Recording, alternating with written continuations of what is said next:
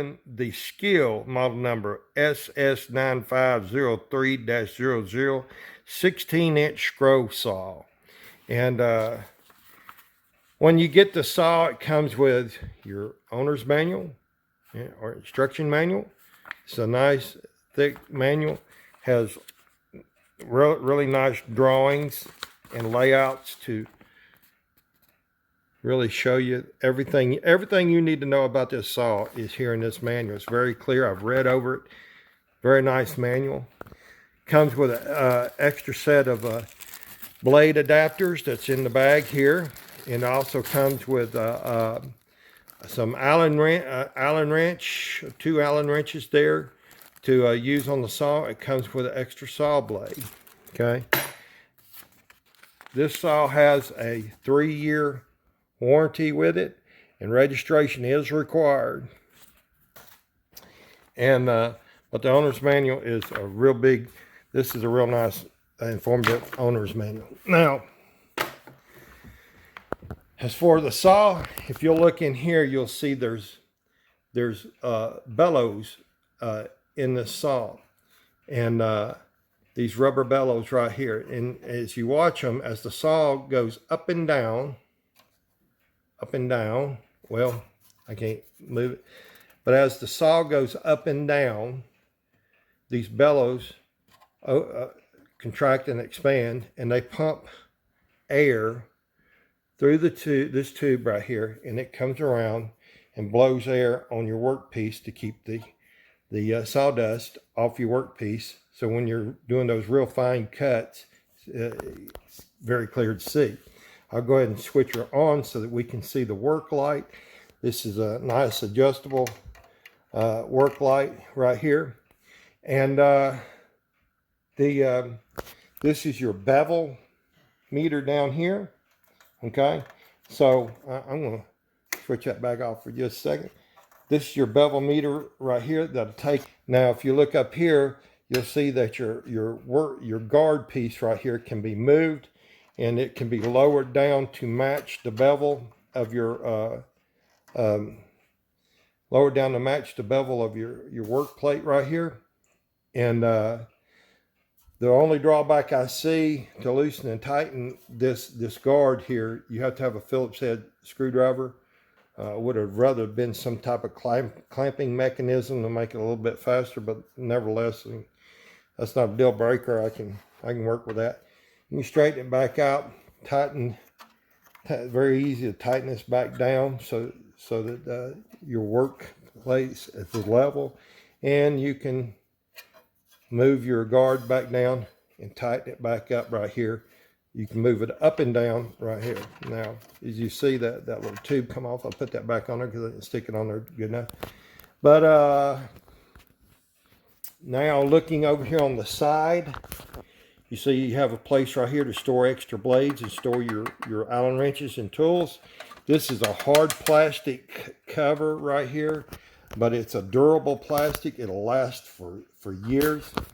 This is your main switch right here. This is a secondary, what I'll call the permanent on and off switch, and I'll explain that in a minute. And this is your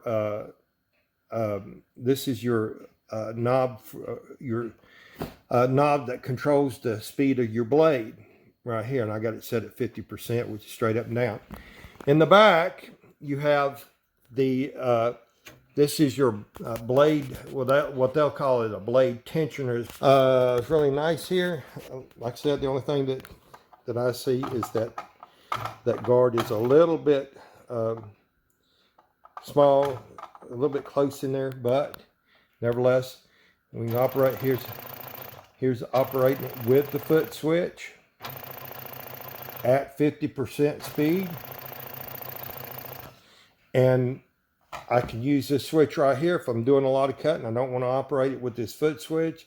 I can turn it permanently on, and it'll stay on until I flip that switch back off.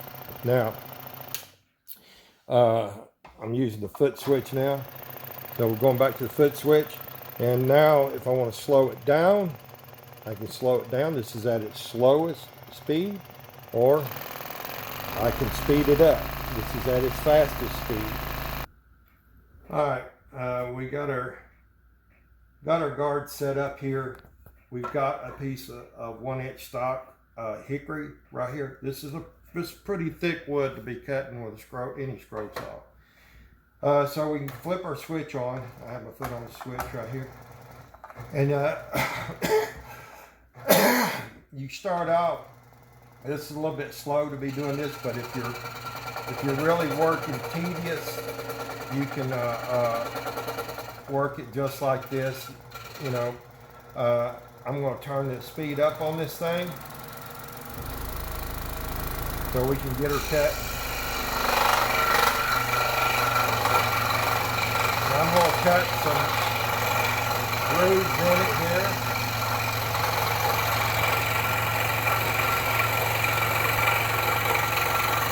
You can see I can move the piece around fairly easily. Don't want to force it.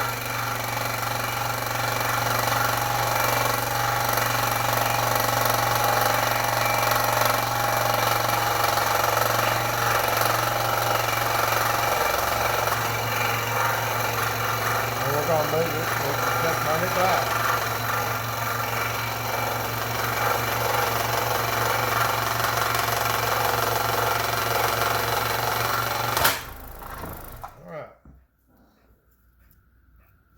This is the cut we just made. Right here, see I cut it pretty tight. This is really thick piece of stock, hickory at that. And this thing done an awesome job here. Now, the one thing that I've caught and why that thing kind of kicked back when I was done is that this knob is loosened up. Maybe I didn't really crank it down tight, but other than that, I think the problem was I really didn't crank it down real tight right here, and that's why it kind of kicked back a little bit when I got finished, but it wasn't nothing big. This is a really nice saw right here. This saw will last for years. Again, the company has been around for many years. They're going to be around for years more. So I give this saw a 5-star rating. 5 stars. This is very nice setup. Make a nice addition to your workshop. Thank you.